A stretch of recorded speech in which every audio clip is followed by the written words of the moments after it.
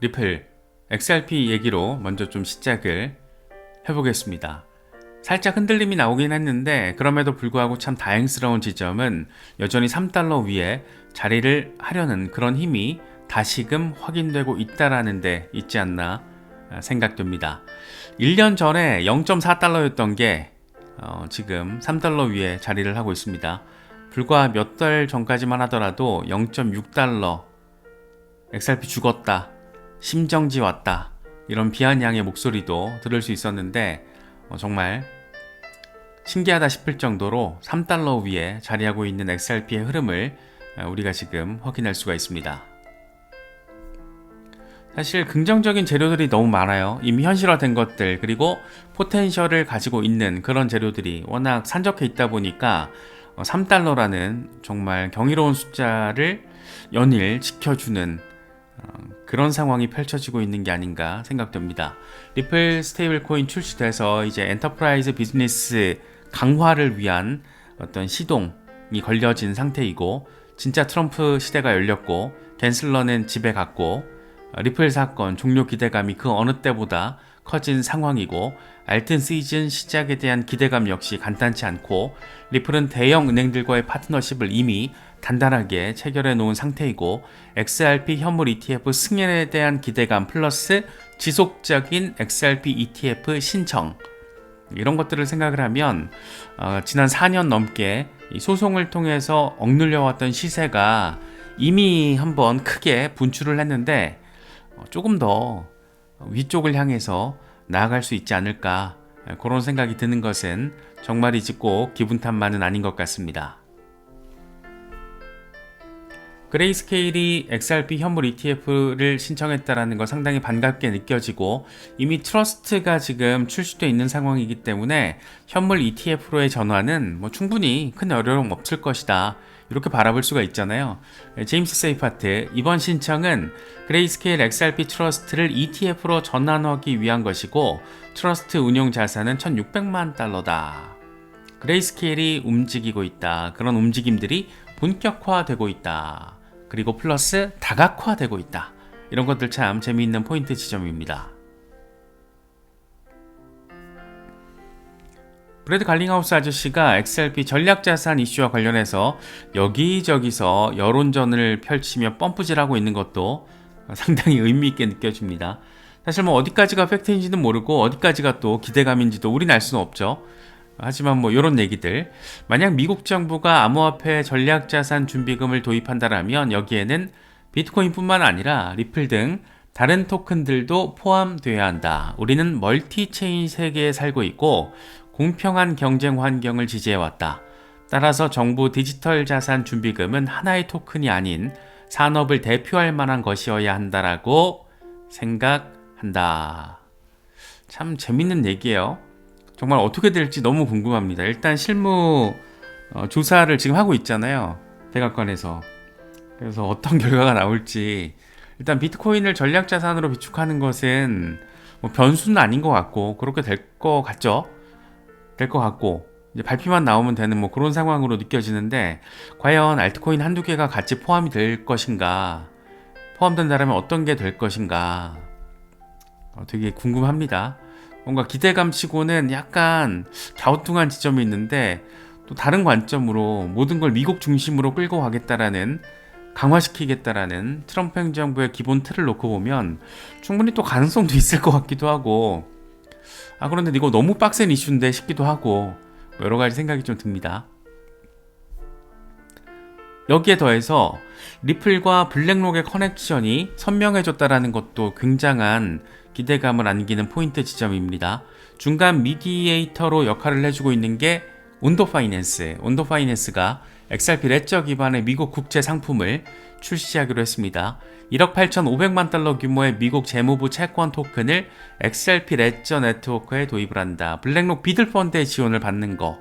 블랙록, 세계 최대 규모 자산 운용사 블랙록의 비들펀드, 작년 3월에 이더리움 기반으로 처음으로 출시가 됐고, 이번에 이렇게 XRP 레저로 확정이 되고 있는 거고, 비들펀드의 초기 7개 기관 투자자 가운데 한 명이 온도파이낸스였다. 그래서 온도와 블랙록의 상관관계, 온도를 통해서 이어지고 있는 블랙록과 리플의 커넥션, 온도를 통해서 구체화될 가능성이 매우 아주 많이 무척 높아진 실물 자산 토크나 이슈, 그 중심에 자리하고 있는 블랙록, 이런 거 생각하면 너무 재미있는 어떤 관계 구도를 우리가 바라볼 수 있는 그런 상황이기도 합니다. 여기에다가 시큐리타이즈가 솔라나와 파트너십을 맺었잖아요. 그래서 RW 확장 목적이고, 시큐리타이즈의 솔라나 확장은 기관급 금융 상품을 온체인으로 가져와서 전 세계 투자자들에게 새로운 기회를 열어주는 또 하나의 이정표다. 우리가 짚어봤지만 시큐리타이즈의 대두주 가운데 한 곳이 블랙록입니다. 블랙록이 4,700만 달러 규모의 투자 라운드를 작년 5월에 주도를 했었고, 지금 이사회에 블랙록 임원도 들어가 있습니다. 그래서 블랙록이 시큐리타이즈를 통해서 최초 토크나 펀드 비들, 이걸 이더리움 네트워크에서 출시를 했던 건데, 이번에 시큐리타이즈가 솔라나와 파트너십을 맺고 실물자산 토큰화 이슈를 강화, 확장, 가속화 단계로 밀어넣고 있는 그런 모습을 우리가 지금 바라보고 있습니다. 그래서 재밌는 게 이거죠. 블랙록은 지금 다 하고 있는 거예요. 이더리움에다가 비들, 솔라나에다가는 시큐리타이즈와의 파트너십, 리플은 온도를 통해서 토큰화 강화. 결국에는 이게 알트 3대장인데 핵심 디파이 생태계의 어떤 대장들이라고 할 수도 있고, 그래서 블랙록이 이 알트 3대장을 지금 통해서 RWA 실물자산 토큰화를 가속화시키고 있다는 거, 이게 진짜 너무너무 섹시한 포인트 지점이 아닐까 싶습니다. 재밌는 것은 블랙록의 이런 지금 행동들은 사실 이미 예고가 됐다라는 거죠. 작년 9월쯤에 블랙록의 로버트 미치닉이 이런 얘기를 했습니다. 우리는 암호화폐, 스테이블 코인, 토큰화, 이렇게 세 개 분야를 중점적으로 보고 있다. 디지털 자산이 고객과 자본시장에 도움이 될 잠재력이 있다라고 바라보고 있다. 먼저 암호화폐 영역은 비트코인과 이더리움 현물 ETF, 두 번째 스테이블 코인, 이 서클과 파트너십을 통해서 USDC에 대한 주요 자산 관리자 역할을 하고 있다라는 거. 중요한 세 번째 토큰화, 이더리움 기반 토큰화 펀드를 출시한 것에서 시작을 해서 엄청난 가속도를 몰아붙이면서 이더리움 이후 솔라나와 리플 레저까지도 지금 확장하고 있는 블랙록의 토큰화 전략. 사실 이미 이렇게 예고가 됐던 게 조금 더 구체적이고 전폭적인 결과물로 지금 우리 눈앞에 펼쳐지고 있다, 이렇게 정리할 수 있을 것 같습니다. 그래서 정리를 하면 블랙록의 암호화폐 대응 전략은 먼저 첫 번째로 비트코인과 이더리움 현물 ETF를 통해서 이 대장들에 대한 주도권을 이미 세팅을 해버렸고, 하다가 암호화폐 ETF가 아니라 미국 전체 ETF 역사를 새로 써버리는 그런 상황을 블랙록이 만들어 내버렸습니다. 여기에다가 주요 디파이 생태계를 전폭적으로 장악하는 모습을 알트 3대장에 대한 확장을 통해서 보여주고 있죠. 이더리움 비들, 솔라나, 이번 시큐리타이즈 파트너십, 리플, 온도 파이낸스를 통한 XRP 레저 기반 국채 토큰화 펀드 출시, 이런 것들을 생각하면 기존의 트레디파이가 가지고 있는 한계점들, 개선점들은 결국에는 디파이를 통해서, 온체인을 통해서, 실물자산 토큰화를 통해서 새로운 혁신의 시대로 들어가게 될 것이고, 이미 시작됐고 가장 적극적으로 들어가고 있는 게 어디다? 블랙록이다. 전 세계 최대 규모 자산 운용사. 진짜 재밌는 거는 아직 블랙록의 주요 고객들, 국부펀드, 연기금, 이런 자본이 본격적으로 들어오기 전이라는 거죠.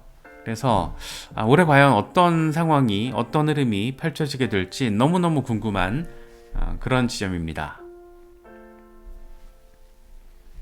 데이트레이더 앨런, 이더리움 2주 차트, 역회된 숄더 패턴, 오른쪽 어깨 완벽하게 형성되고 있다. 잘 마무리가 되면 목표는 7,250달러가 될 것이다 라고 이야기를 하고 있습니다. 블랙록이 건드리고 있는 또 하나의 대장, 알트 대장, XRP에 대해서 분석가 스태프 XRP 빠돌이죠. 이런 얘기합니다.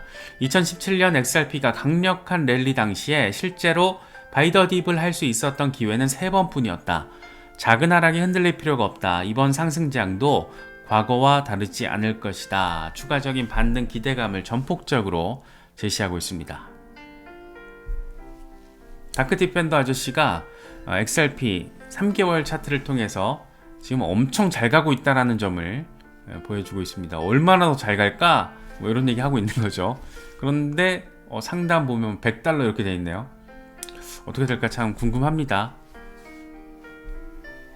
캡틴 파이빅, 알트코인 조정 거의 마무리됐고 다음 강세장을 목전에 두고 있다. 시장이 지루해 보일 수 있지만 지금이 마지막 기회라는 것을 기억해야 한다.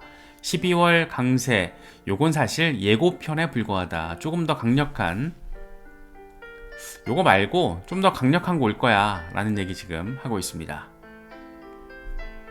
그러면서 페넌트 패턴 돌파가 발생하면 2월은 알트코인 강세장이 될 수 있다. 인내심을 가지고 알트코인을 보유하게 되면 보상을 받게 될 것이다.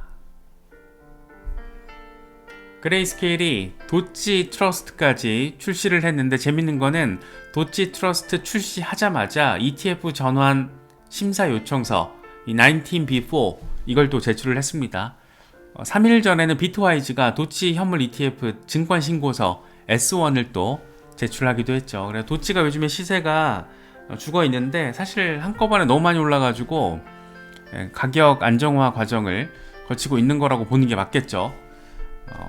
과연 도치코인 트럼프 행정부에서 어떤 퍼포먼스를 보이게 될 것인가 기대감을 안기는 그런 상황이 이런 주요 자산운용사들의 현물 ETF 상품 출시 의지를 놓고도 우리가 좀 기대감을 가질 수 있지 않나 생각되기도 합니다. 나텔링이라는 분석가는 온도 얘기를 하고 있습니다. 2월 6일에 온도 서밋이 개최가 된다. 100조 달러 규모의 증권이 온체인에서 거래가 되는 시대가 열리게 될 것이다. 100조 달러 규모의 실물 자산이 토큰화 될 것이다 라는 얘기를 이렇게 하고 있습니다. 온도 서밋 2월 6일인데 2월 6일 셀더 뉴스 이벤트가 될지 그러니까 2월 6일 직전까지 조금 더 가격이 나와주다가 한번 매도세가 터질지 아니면 2월 6일 이후까지도 실물자산 토큰화 이슈를 온도가 좀 끌어가게 될지 뭐 그건 알 수는 없겠지만 일단 지금 현재 최근 며칠 상황만 놓고 보더라도 가격이 좀 단단합니다. 시세가. 그래서 온도 블랙록과의 연관성 플러스 실물자산 토큰화와 관련해서 이제 온도를 빼놓고 얘기하기는 좀 어렵다. 뭐 이렇게도 우리가 평가할 수 있지 않나 개인적으로는 생각됩니다. 실물자산 토큰화의 대장 체인링크 빼놓을 수가 없죠. 돌파와 리테스트 모두 확인이 되고 있다. 35에서 36달러 저항까지 잘 뚫게 되면 며칠 안에 새로운 올타임 하이 가능성도 있다라고 생각한다. 재밌습니다. 체인링크 아발란체와 더불어서 RWA 테마에서는 대장 역할을 하고 있는데 과연 체인링크가 열어가는 시대는 어떤 모습일까 궁금하게 여겨지는 또 기대감을 갖게 되는 그런 부분입니다. 여러가지 소식들 잘 참고하실 수 있으면 좋겠습니다.